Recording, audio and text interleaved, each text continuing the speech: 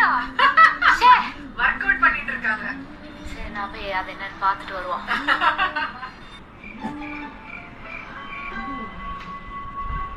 மல்லாக்க படுத்து விட்டத்தை பாக்குறது எவ்வளவு சுகம். படுத்து நல்லா தூங்கிட்டு இருக்காங்க. அடடா மாட்டி விடுறேன். நீங்க எப்படி ஒர்க் அவுட் பண்ணி அப்படியே தூங்கவும் வைப்பீங்களா?